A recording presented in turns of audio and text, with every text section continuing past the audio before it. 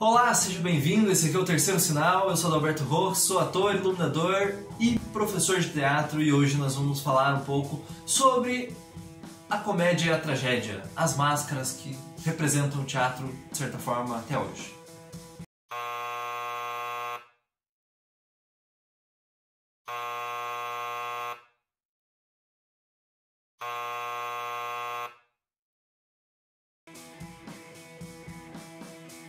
Então, dentro do teatro ocidental, até hoje, a gente muitas vezes vê, né, se você pesquisar na internet assim, teatro e imagens, por exemplo, muito provavelmente você vai achar duas máscaras, uma sorrindo e uma, tipo, como se estivesse chorando, juntinhas, e é isso que muitas vezes é associado ao teatro. Por quê? Porque o berço do teatro ocidental, digamos assim, que é lá na Grécia, começou a partir de um culto religioso para o deus Dionísio, porém quando começou a ser organizado como uma forma de espetáculo para a população toda e de uma forma mais padronizada, com texto e tudo mais, passou a ser considerado que deveriam ter dois gêneros principais que fossem, né, apresentados ali através de ações, né, que o texto fosse pensado para ação. E aí esses dois gêneros eram a tragédia e a comédia. Por isso até hoje a gente acaba vendo bastante essa ligação da gente, né, do teatro com as duas máscaras, a de tragédia e a de comédia. Porém não é só isso, né, que é o teatro até hoje, mas enfim, primeiro pra gente entender o que é a tragédia e o que é a comédia. Hoje vai ser um vídeo bem superficial, se vocês quiserem alguma coisa muito mais profunda, explicando só um ou só outro, ou aprofundando muito mais nos assuntos, comentem aqui se interessa esse tipo de conteúdo para vocês. Então, primeiramente, a tragédia. A tragédia, ela vem de uma junção de palavras que vai significar os cantos para Dionísio, porque parte das festas para Dionísio, lá quando eles tinham como uma religião lá no culto para Dionísio, as festas elas continham também, né, cantos contando a história de Dionísio ou contando coisas, né, para falar bem do deus e tal. E aí aos poucos, tipo, no futuro ali, eles bolaram que, não, vamos então organizar que tem que ser contado histórias meio em formato de canto, mas em formato de cena, e que essas histórias agora elas vão ter que ter um padrão, tem que ter um jeito ali, e elas têm que ser histórias densas e que vão contar essas coisas positivas que as pessoas têm que aprender dentro da sociedade e, de certa forma, vão falar coisas ruins que acontecem com quem não faz essas coisas positivas.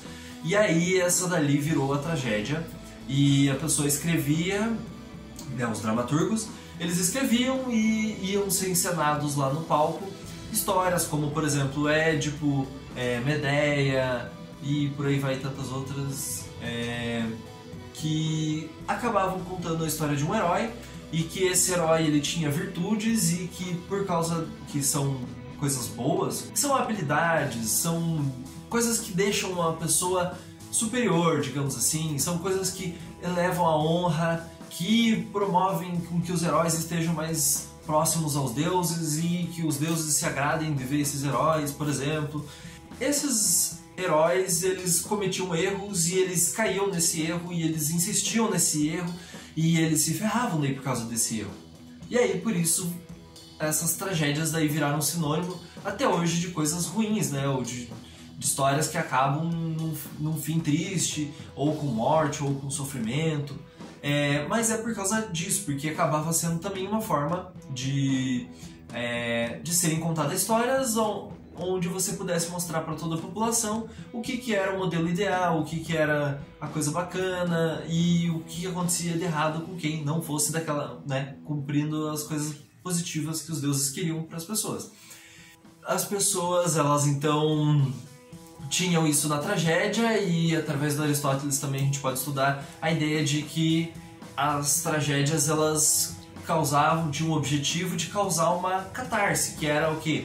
Uma forma de você se purificar tanto politicamente, socialmente ou espiritualmente de coisas ruins. Você assistia aquilo e você pensava, cara, não tem porquê, né? bem grosso modo. Mas você pensava, cara, não tem por que mais eu ir contra a minha mulher, sei lá, vou pegar um exemplo bem... Mas não tem por que eu trair mais a minha mulher, porque eu vi o que o cara fez de errado e que traindo a mulher e aí de repente só deu cagada na vida dele. Ah, então eu não vou fazer mais isso. E aí de certa forma você se purificava de um vício, de uma coisa ruim sua e de uma coisa que era ruim para a sociedade inteira.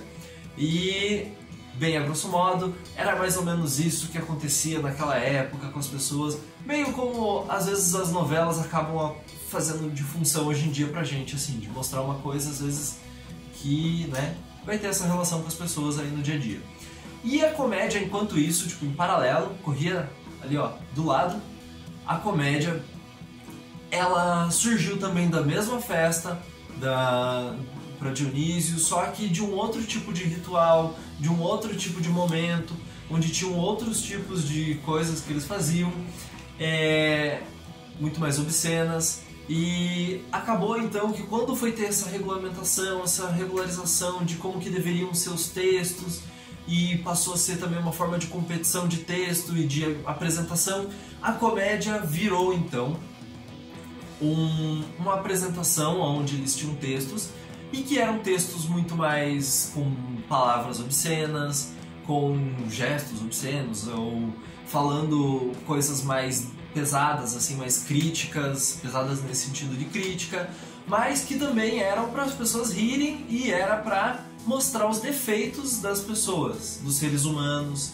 E aí, no caso, você não teria um herói como o das mitologias da Grécia em si, mas você acabaria tendo um cidadão mais comum, ou às vezes algum político, alguém que fosse mais próximo à realidade, nem tanto próximo aos deuses, e aí que você fosse podendo bater nessa pessoa de certa forma, criticando, mas ao mesmo tempo mostrando como você poderia rir da coisa ruim que as pessoas tinham. Acabava tirando sarro de pessoas que já eram famosas, como Sócrates, por exemplo.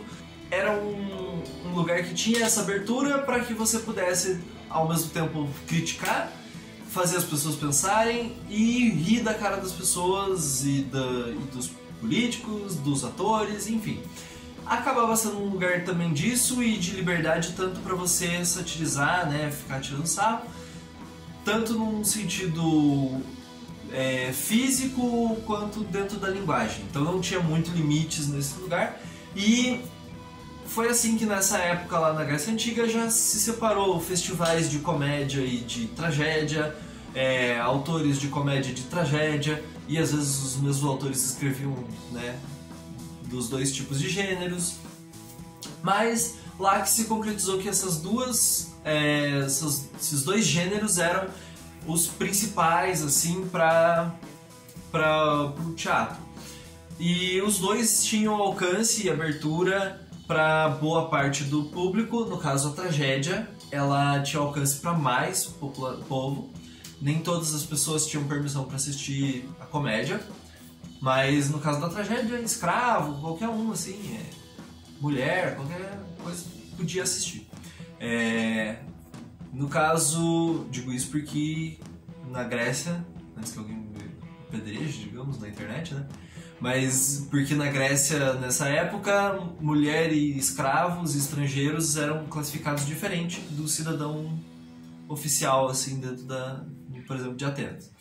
Mas enfim, tudo isso pra gente chegar até hoje em dia e perceber que, na verdade, as duas máscaras, elas representam o passado do teatro ocidental, mas elas não significam tudo, porque dentro da história, o Augusto Boal tem um texto dele, uma coisa bem interessante falando de como a tragédia evoluiu para o drama burguês, para essa ideia de drama, e hoje em dia nos filmes, por exemplo, você não vê um filme de tragédia, você vê um filme de drama.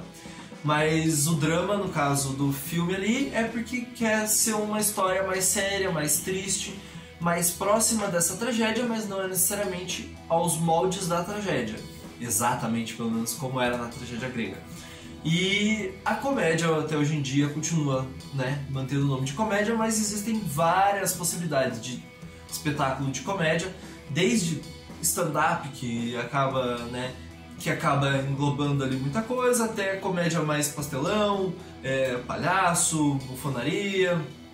Existem várias possibilidades de comédia, várias possibilidades de drama e de outros espetáculos de teatro, né, tanto contemporâneo hoje em dia.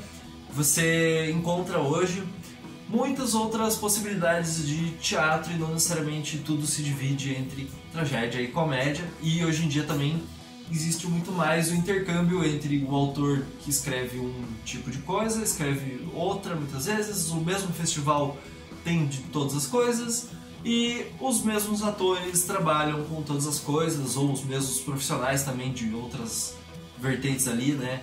Cenógrafo, figurinista, diretor, às vezes eles também trabalham tanto com comédia, quanto com tragédia, quanto com drama, ópera, tudo quanto é coisa misturada, hoje em dia é muito mais livre nesse sentido. E espero que este vídeo tenha contribuído para você compreender um pouco melhor o que significam as máscaras do teatro, que são famosas por todo mundo, e também para compreender um pouco sobre o que é comédia, o que é tragédia e o que é essa história entre as duas coisas e o que elas têm ainda hoje em dia. Se vocês gostaram desse vídeo, comentem aqui. Se acha que eu falei alguma besteira, pode comentar. Se teve alguma coisa que eu acertei que você gostou, comente também, né? Por que não? E também já aproveita aí e dá o seu joinha, dá pra gente aí. Nossa, esse dá pra gente ficar obsceno.